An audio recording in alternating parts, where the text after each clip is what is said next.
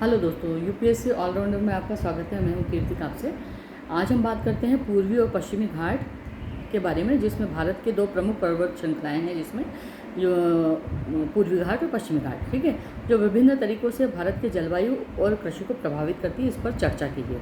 ये प्रश्न भी आता है यूपीएससी में, जिस पे हमको विस्तार से लिखना होता है, क्योंकि 250 शब्दों के आसपास में हमसे वो उत्तर मांगते हैं। इसमें ये हम किसकी बात करें, मेंस में जो डिटेल प्रश्न उत्तर पूछे जाते हैं ना, ये मैं उसकी बात कर रही हूँ, ठीक है। तो पूर्वी घाट और पश्चिमी घाट का एक प्रकार से हमको महत्व लिखना है। तो इसका उत्तर किस प्रकार से दिया जा सकता है, तो पूर्वी और पश्चिमी घाट के जलवायु तथा कृषि को विभिन्न निम्नलिखित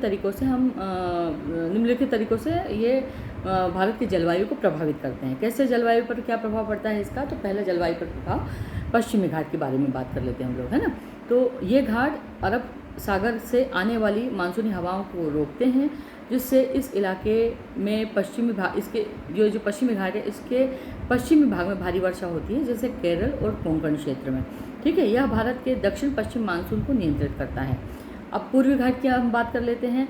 तो पूर्वी घाट ये पर्वत श्रृंखला कम ऊंचाई की होती है और असंगठित है, इसलिए मानसूनी हवाएं इसे पार कर जाती हैं, और इसके कारण पूर्वी घाट के क्षेत्र जैसे आंध्र प्रदेश, उड़ीसा में अपेक्षाकृत कम वर्षा होती है, ठीक है।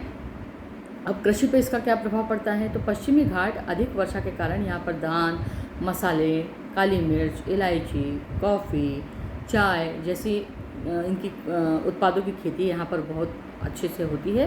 और यहाँ की मिट्टी जो है वो कैसी है, लेटराइट मिट्टी है, और वर्षा के बावजूद ये उपजाऊ होती है, ठीक है। वहीं पूर्वी घाट की अगर हम बात करते हैं तो उसमें क्या फ़र्क है, तो कम वर्षा होने के कारण यहाँ पर यहाँ का जो क्षेत्र है वो सिंचाई पर निर्भर खेती होती है यहाँ पर, और यहाँ पर मुख्य रूप से चावल, दालें और तिलहन आदि की खेती की जाती है। अब निष्कर्ष की अगर अपन बात करते हैं तो निष्कर्ष क्या निकलता है इसमें, तो पूर्वी और पश्चिमी घाट न केवल भारत की भौगोलिक रचना का हिस्सा है, बल्कि देश की जलवायु, वर्षा वितरण और कृषि प्रणाली को भी ये गहराई से प्रभावित करता है।